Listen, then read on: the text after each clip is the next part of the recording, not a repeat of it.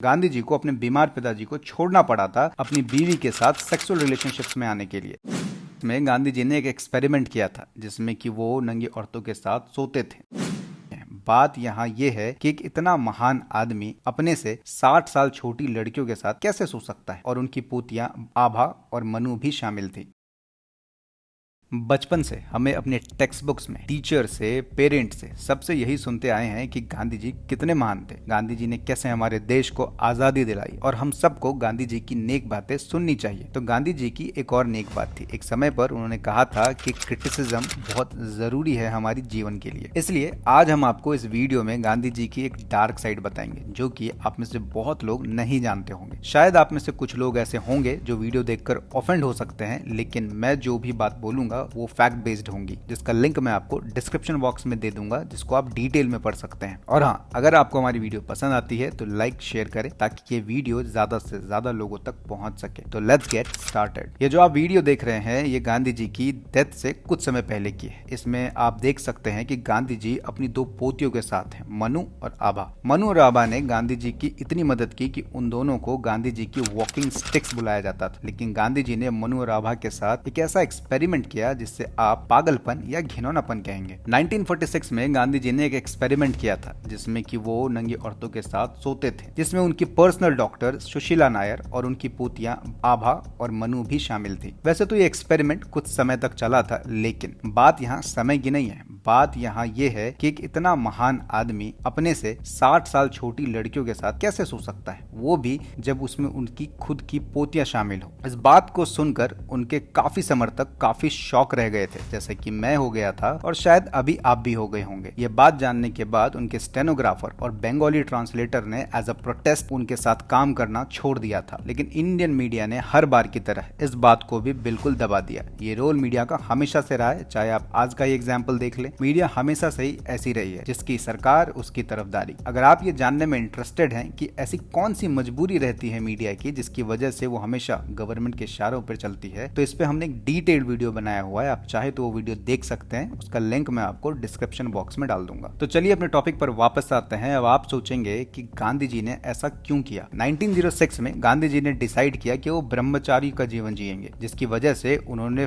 40 years तक sex नहीं किया। इसलिए जब वो नंगी लड़कियों को अपने साथ सुलाते थे तो वो ये टेस्ट करना चाहते थे कि उनकी अपनी इच्छाओं पर कितना कंट्रोल है। और गांधी जी ऐसा मानते थे कि सेल्फ कंट्रोल एक इंसान के अंदर तभी आ सकता है जब वो किसी नंगी लड़की या न्यूड लड़की के साथ सोएंगे। लेकिन सवाल यहाँ ये है कि ऐसा प्रूव करने की गांधी जी को क्या जरूरत पड़ गई। अब ऐसा इसलिए था क्योंकि वो सोचते थे कि उस वक्त जो हिंदू मुस्लिम की लड़ाइयां चल रही थी देश में, वो उनकी वजह से चल रही थी, उनकी नाकामियों की वजह से चल रही थी। तो अगर वो अपनी सारी खामियां, जिसमें कि सेक्सुअल डिजायर्स भी शामिल थी, वो अगर ठीक कर ले तो देश में हिंदू मुस्लिम के रॉयट्स रुक जाएंगे। जी हाँ, इस आर्ग्यूमेंट में उतना ही लॉजिक है जितना कि सलमान भाई की फिल्मों में एक्टिंग होती है। खैर, गांधी जी सेक्स के बहुत अगेंस्ट थे। उनका मानना था कि सेक्स सब चीज की बर्बादी का कारण है, ये लोगों की जिंदगियां खराब करता है। स्कॉलर्स की अगर माने तो उनका कहना था कि गांधी जी हमेशा से ऐसा नहीं सोचते थे, उनकी जीवन में घटना हुई जिसके बाद से उनकी विचारधारा ऐसी हो गई। गांधी जी को अपने बीमार पिताजी को छोड़ना पड़ा था अपनी बीवी के साथ सेक्सुअल रिलेशनशिप्स में आने के लिए। आगे जो कहने वाला हूँ वो बहुत ऑकवर्ड हो सकता है, बट ये कहना है कि गांधी जी के पिता की डेथ तब हुई थी जब गांधी जी अपनी वाइफ के साथ सेक्सुअल इंटरकोर्स में बिजी थे, और इसीलिए गांधी जी तब से सेक्स शब्द से ही नफरत करने लगे। अब बात करते हैं गांधी जी के रेसिज्म की। ये फोटो देखिए, यहाँ पर ये लोग इसलिए सेलिब्रेट कर रहे हैं क्योंकि गांधी जी की स्टैच्यू यूनिवर्सिटी ऑफ घाना से हटा दी गई है, क्योंकि ये लोग मानते हैं कि गांधी जी रेसिस्ट थे। अब आप सोचेंगे गांधी जी और रेसिस्ट, तो जी हाँ, 1893 में जब गांधी जी को साउथ अफ्रीका में एक ट्रेन से बाहर फेंक दिया गया था ब्लैक बोलकर, तो वहां पर उनका कंसर्न सिर्फ ये नहीं था कि उनके पास टिकट होने के बावजूद उनको बाहर क्यों फेंक दिया गया। उनका कंसर्न ये भी था कि इंडियंस को ब्लैक अफ्रीकन के साथ क्यों कंपेयर किया गया, इंडियंस को ब्लैक अफ्रीकन की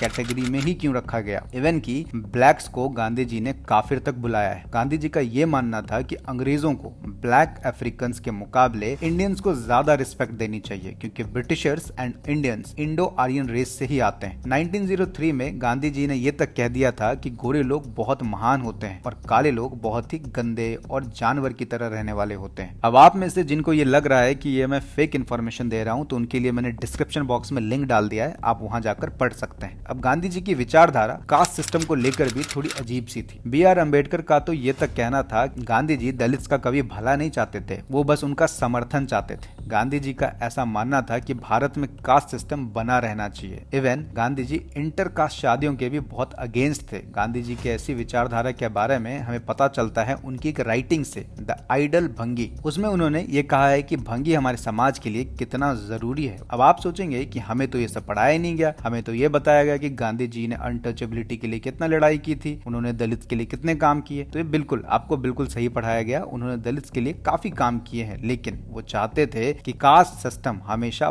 बना रहे। हालांकि 1935 में गांधी जी के विचार में बदलाव जरूर आया था। उन्होंने कहा था कि हमारे कास्ट सिस्टम को अब हटा देना चाहिए। वैसे तो गांधी जी को कई लोग क्रिटिसाइज करते थे, जैसे कि B.R. अम्बेडकर, नेताजी सुभाष चंद्र, भगत सिंह, लेकिन इन लोगों ने कभी भी गांधी जी की देश को आजादी दिलाने के इंटेंशन पर कभी सवाल नहीं उठाया। देखिए, क्रिटिसिज्म अच्छी बात है, फिर चाहे वो गांधी जी के लिए हो या मोदी जी के लिए। जैसा कि B.R. अम्बेडकर ने कहा था, रिलीजन में भक्ति आपको मोक्ष दिला सकती है और पॉलिटिक्स में भक्ति डिक्टेटरशिप ला सकती है। तो ये था एंड इस वीडियो का। मिलते हैं अगले वीडियो में। Till then take care and good bye.